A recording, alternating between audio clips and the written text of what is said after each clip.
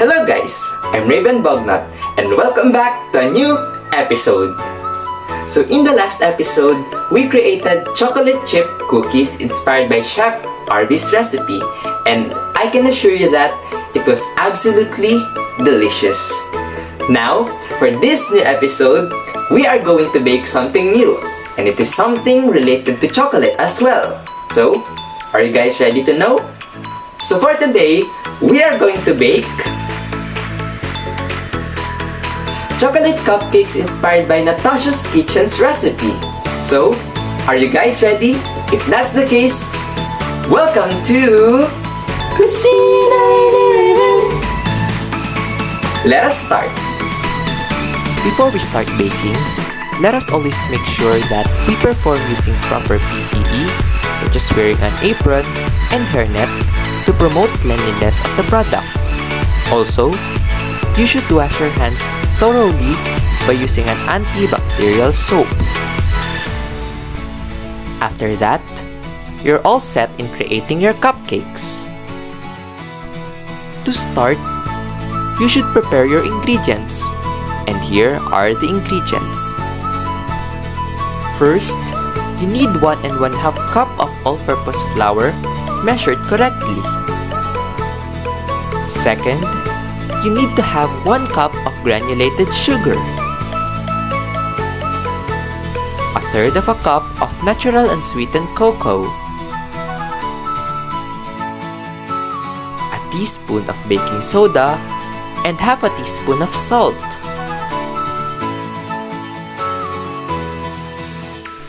One cup of warm coffee. So I used about a tablespoon of coffee powder and put it in the hot water, then cooled it off.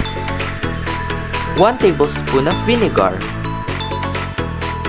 1/3 of a cup of olive oil, 1 large egg, and it should be in room temperature. And lastly, 2 teaspoons of vanilla. Also, don't forget to perform the proper mise en place. Now, the steps in creating a batter is easy. Just mix all the wet and dry ingredients together on a bowl using a whisk until it's well combined. In putting your dry ingredients on a bowl, make sure to run it on a sifter to ensure that there will be no lumps when mixing your wet and dry ingredients together. Once you sifted your dry ingredients, mix the flour, sugar, cocoa powder, the baking soda, and the salt until it's well combined.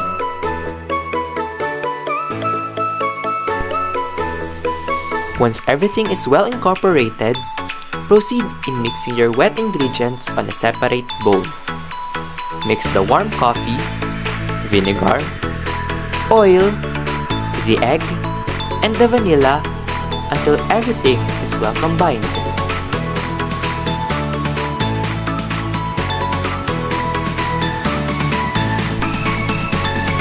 Then, pour your wet ingredients on your dry ingredients.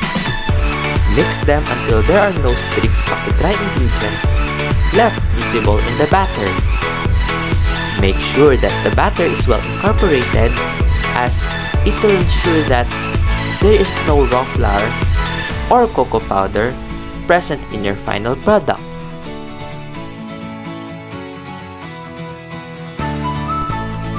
This is my favorite part. Line your muffin tin with cupcake liners individually. Using an ice cream scooper, do 2 scoops of the batter per liner to ensure equally risen domes. In my case, 2 scoops are enough to not make the batter overflow during baking. It is important that you don't overfill your tin, for it will make a mess during baking. Put your muffin tin on a preheated oven and bake it for 12 to 14 minutes under a 180 degrees Celsius temperature.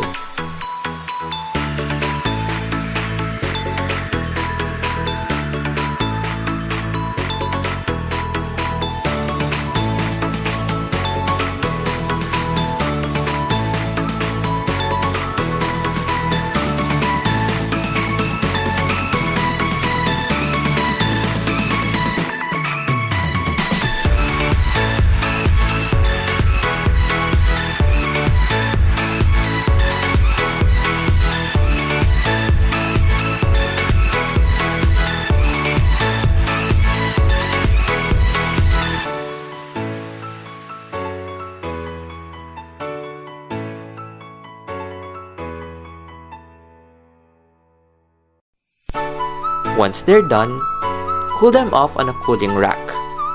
Once cool, you can serve it as is or put frosting on the top. In my case, I did not put any frosting.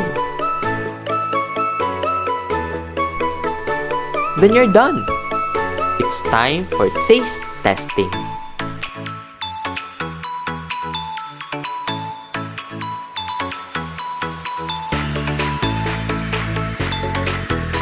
Hello!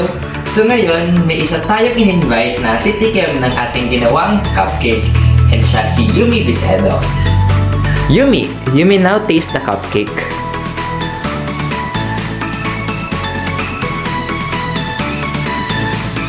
So Yumi, in terms of yung itsura niya, how would you rate it out of 10?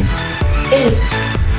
In terms naman sa lasa, sa mouthfeel, and palatability, how would you rate it from 1 to 10? 9. Thank you so much! Hello guys! So nasaksihan na natin kung paano gumawa ng cupcake, its ingredients, its procedures, and yung overall lasa niya from our taste tester. So maraming salamat sa panonood. And that concludes our second episode ng Kusina. Thank you!